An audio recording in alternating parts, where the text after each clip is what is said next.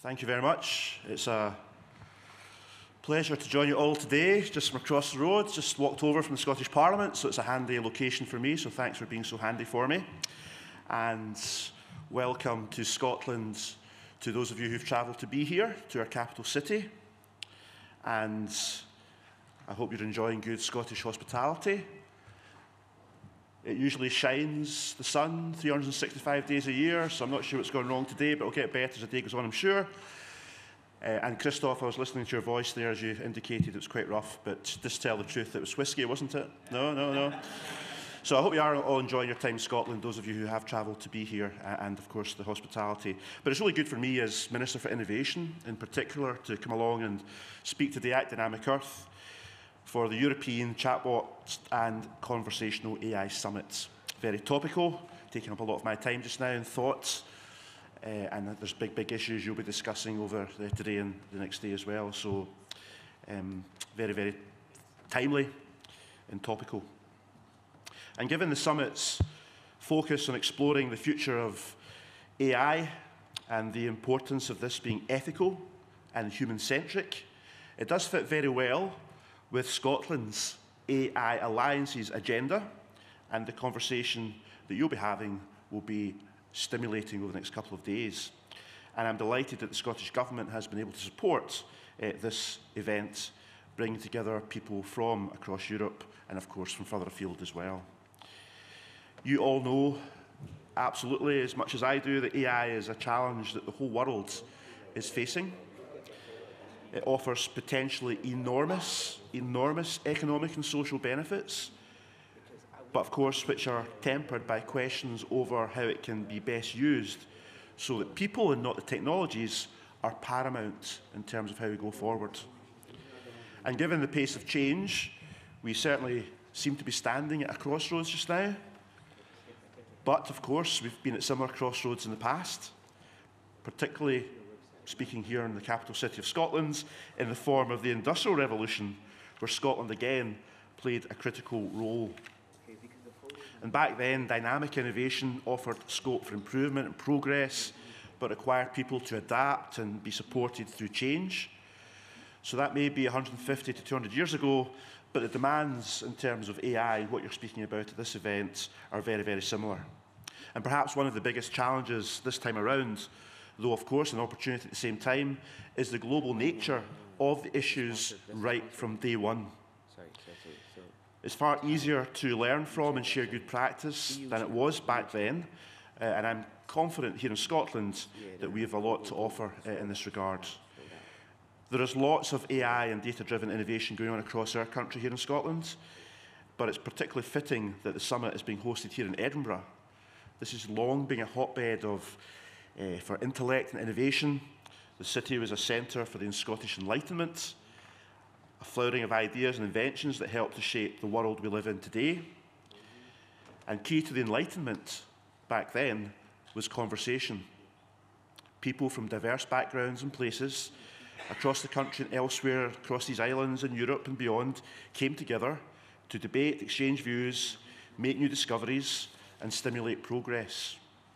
So all of you, over the course of these 2 days, are following in their footsteps.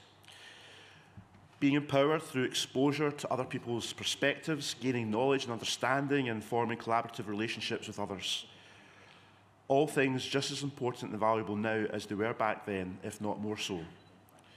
Conversation has played and will continue to play a critical part in shaping Scotland's approach to AI.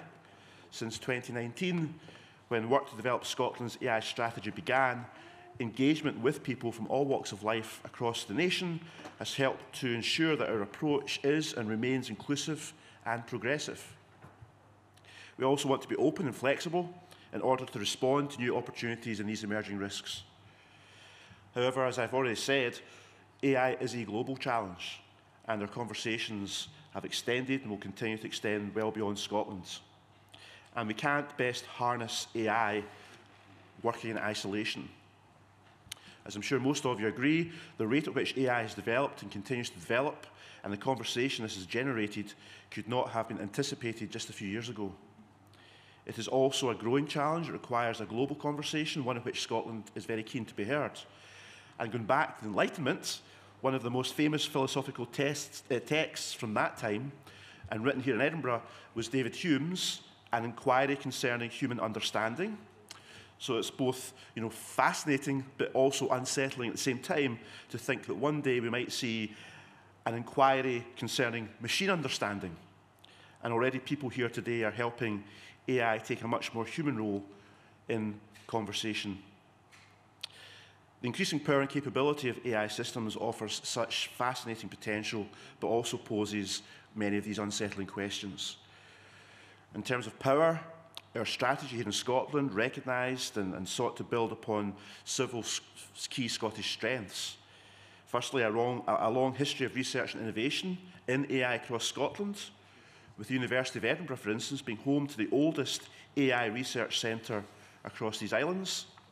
We also have many organisations actively developing and using AI, and we've got the work of the Data Lab, Scotland's Innovation Centre for Data and AI.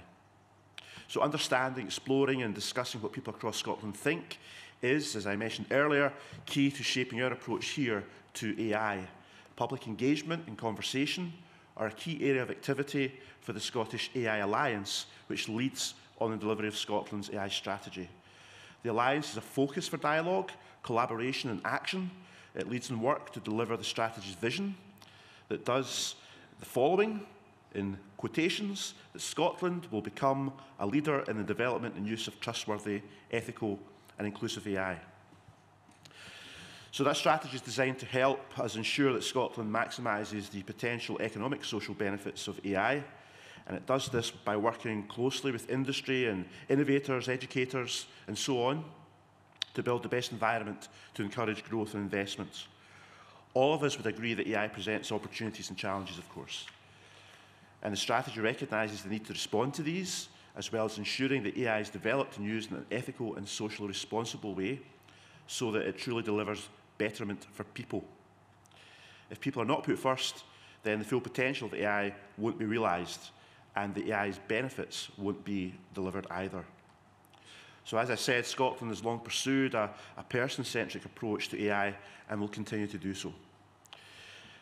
And key to this conversation is what we're doing in terms of action. Some of the actions we're taking in Scotland are the following. We've got Living with AI, which is an online course developed by the AI Alliance in partnership with the Alan Turing Institute, as well as the Royal Society of Edinburgh.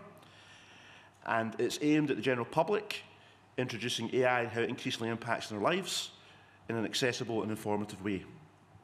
And several hundred people have already completed or studying that course, and the second cohort began in January. On the learning theme, we also have the Scottish AI Playbook, which is an evolving open guide to help businesses harness the benefits of AI in line with our vision. And it's a resource which everyone in the AI community can use and contribute to. However, that community is not just those working on AI today, those using or considering using AI, or those seeking to address the challenges it poses, because alongside the OECD's AI principles, our strategy states that we would adopt UNICEF's policy guidance for AI for children due to the specific challenges and opportunities AI presents for them. And this helped to catalyse the AI in Children programme, which is a collaboration between the Alan Turing Institute and the Children's Parliament here in Scotland to explore the children's rights in AI. The strategy also sets out a commitment to be outward-looking and willing to learn from and share good practice with others. Reflecting this, the Scottish AI Register, developed in collaboration with the Finnish startup Sidot as part of one of our CivTech challenges here in Scotland, will help make transparent the development and use of AI in public services. That register, the Scottish AI Register, has got off to a promising start, and given the importance of openness and transparency around the use of AI in our public services, we are of course encouraging our public bodies to record their AI use on it. And we are moving forward to making that obligatory. We are also contributing to the development of AI regulation and standards through engagement with the UK Government and the Information Commissioner's Office and other bodies. And given our shared values and economic interests with our European partners, we have also taken a keen interest in the development of the EU AI Act. And progress is also detailed in these annual State of AI reports and celebrated at the annual Scottish AI Summit that we're going to be hosting in Scotland as well, which is the Alliance's showcase of the trustworthy, ethical and inclusive AI activity across the country. This year's summit will be on the 28th of this month in this venue. And whilst I'd love to encourage you all to come along to that if you're around, unfortunately so far it's sold out. But of course I guess that just underlines the interest in AI in Scotland at the moment. However, as well as showcasing the progress, this year's Scottish AI Summit will also be looking forward.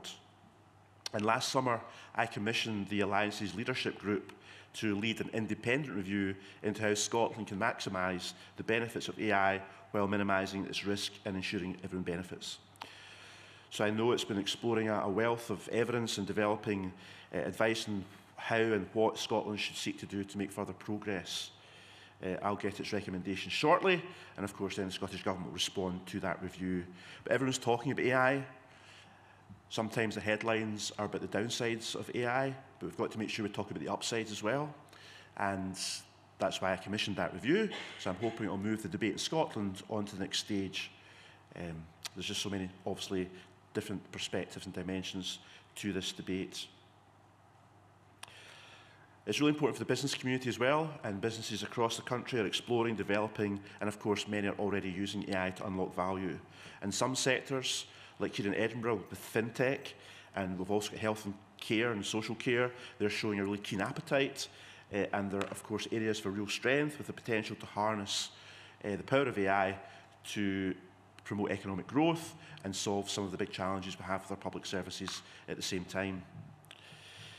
We also have, of course, so many other areas that are looking at this you'll be familiar with in your own backgrounds, creative industries, cybersecurity, even sport and even whisky production as well. And amongst the many Scottish educational institutions that offer courses relating to AI, the University of Edinburgh and the University of Glasgow also both run accelerator programmes which focus on supporting the move to AI and data-driven solutions across these sectors. In keeping with Scotland's people-centric approach, the Public Sector AI Task Force brings people together to discuss and support the safe adoption of AI. And one of the most promising areas within that, which I've already alluded to, is healthcare. And we've got several projects that are underway at the moment, many focused on harnessing AI to help, for instance, in diagnosis and treatment. And given this summit's focus, the Connecting You Now project will be of particular interest to the summit. It stems from a CivTech challenge, where the public services and public sector put out challenges to the tech communities and they come forward with some potential solutions, and then a cohort's chosen to be taken forward. So that's the CivTech challenge. That Connecting You Now project stems from that programme, and that's about data and digital technologies that can help enable more inclusive access to public services, bringing together both the AI Alliance, the Scottish Government and NHS24, our National Health Service. It's produced a virtual assistant that uses AI interaction with users with different disabilities to find services. So that should help people have easier access and discover more services that are relevant to them, and also reach out to digitally excluded communities as well. So exemplifying Scotland's people-centric approach and focus on AI for betterment and helping to both improve accessibility and address inequalities is something that we want to support, and we have these projects that are producing impressive results. I think you're going to hear more about empowering citizens through inclusive AI later today, so that's all linked to that theme as well. So really, as I draw to a close, I just want to say that we are at a turning point, that crossroads I mentioned earlier on. And of course, everything's just changing so fast, particularly challenging for the world's politicians. We're not experts in technology or AI. We have to take advice and guidance. And one of the themes globally I've noticed is that politicians are struggling to respond to fast-paced changes in technology, in particular AI and machine learning and automation and all the issues around that. And of course the implications for our economies, for our workforces, for raising tax revenues, the list goes on and on and on. And of course then there's the big issues in terms of frontier AI and all of what that involves in terms of defence and security and keeping people safe, the role of nation states in that. Is that going to be diluted, affected, impacted? There's just so many debates to this. So it's really important, of course, that people are at the heart of all this. And that's why this event is so important and what you're doing over the next 2 days.